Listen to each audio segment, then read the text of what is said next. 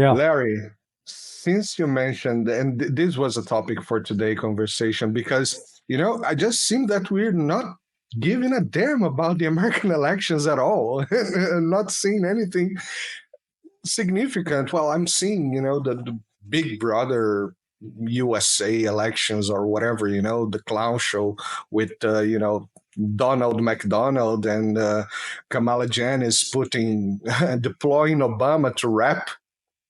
That was awkward. what what do you have? Do you have anything to say about that? We had Beyonce. We had. Well, you're old enough to remember when they came out with a new version of Coke, or was it Pepsi? And it tasted awful. But Trump initially insisted, no, it tastes great. And they kept saying, oh, people are going to love it. And people hated it. They wouldn't buy it. And they finally had to pull back and say, okay, that was a dud. Or when Anheuser-Busch pushed, the transgender guy out to, dressed up like Audrey Hepburn and say, oh, we're gonna expand our beer drinking audience by appealing to these transgender. Really, it's a great idea. Now let's do it. And what happened? Disrupt the stock market. The beer sales went through the floor. So now the Democrats are trying to push Kamala Harris as this, great new thing. Oh man, she is amazing. She's wonderful, and they aren't buying it. People simply aren't buying it. They go, no, she's a dunderhead. She's an idiot. Or as Mel Gibson said, she's got the IQ of a fence post. Now, of shrubbery. With Donald Trump, what strikes me as so odd is a lot of these political analysts keep acting like he's something new. Oh, we're going to reveal this about Donald Trump, and that will make people not want to vote for him. You know what? If you put Jesus Christ and Donald Trump up side by side, I think Donald Trump's had more exposure than Jesus over the last, 30 years. Okay. People know more about him inside and out, failings. He's been this public figure, this celebrity. That, it's like raising out some woman, some swimsuit model. He groped me 30 years ago. Oh, and we're hearing about this now. And people go, okay. Were you not expecting it to happen? It's Donald Trump. Everybody knows him. So now all they can do is claim that Donald Trump is Hitler. And Stalin. And who else? Pol Pot. And Mussolini. And Mussolini. I mean, he's everything. He's Satan, maybe. He's Satan. Why not? But the fact is that all advocated by the Democrats over the last 3.5 years have not worked. Inflation, it's something as simple as buy logs. They call it logs of hamburger for my dogs, and we're paying year and a half ago, $8.95 a log. Now it's up to $17.95, double the price, more than double. And so people are running into that and recognizing they want to put it out. Trump, despite all of his, he's not a philosopher in any stretch. He's not one who is a deep strategic thinker. He's very much sort of a guy with good street smarts, knowing how to make a deal, trying to see, he can't see from the other person's side. But he's been part of this, let's call it this deep state establishment without being compromised by it. I don't know if you saw the meme, it's pretty funny. It lists Bill Clinton and Hillary and Bill Clinton as we didn't know they were Nazis. Here they are attending a Nazi event, which was the wedding of Donald Trump and Melania Trump, 20 plus years ago.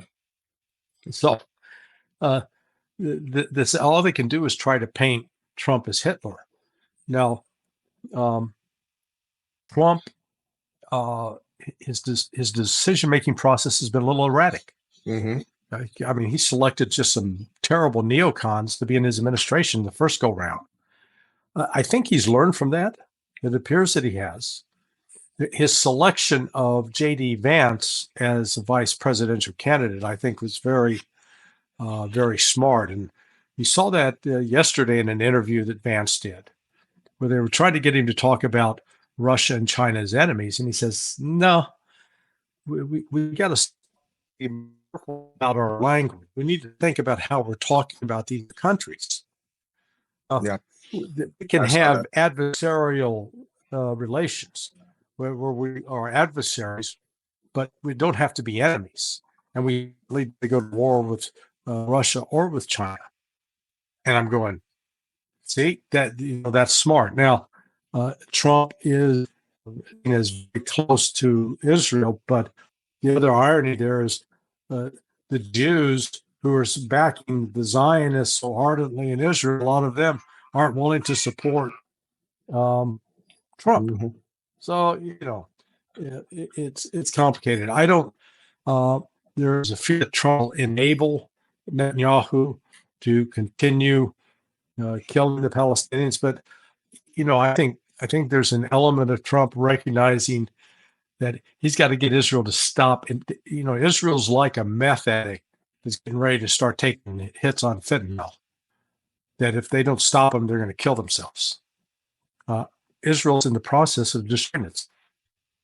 And its very survival as a nation could be put in, really come into question in the next 12 months. And so I would see Trump trying to do something to intervene to help prevent that. Whether he can or not, it's a whole different matter. Mm-hmm. But it's sort of a long way of saying that the momentum in the United States is entirely with Trump. I put a piece up on Sonar 21 last night that, in the 2016 campaign, so it started in 2015, mm-hmm. How did you see Donald Trump? Where did you see Donald Trump? Well, he was on every cable news show, every television show he could get on. He still was welcome on those shows. And man, he milked that media for all it was worth. And, the newspapers covered it. So the corporate media, both, the legacy and the cable news, as well as the newspapers, they were still, let's call them, somewhat relevant in 2015, 2016. But then Trump tapped into a zeitgeist, and it completely surprised him that he won. Maybe it surprised mm-hmm. him too. So then by 2020, Trump wasn't welcome on most of the media, and but he shifted to these rallies as the way to go and get his message out. And even though the claim was that Biden won 81 million votes, I mean, there's no way in hell he was more popular than Barack Obama and attracted mm-hmm. more votes than Barack Obama. Yet the cheating that took place generated that many ballots to get him elected. But the fact of the matter is, Trump was more popular in 2020 than he was in 2016. So now let's come to 2024, and the media is for Trump, terribly unpopular, and people just can't stand him.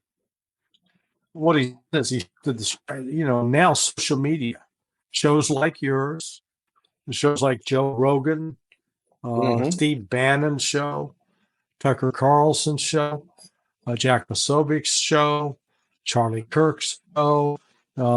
You go on and on down the list. You're finding that the number of people watching on computers and streaming services has dramatically moved away from the corporate media of cable and legacy.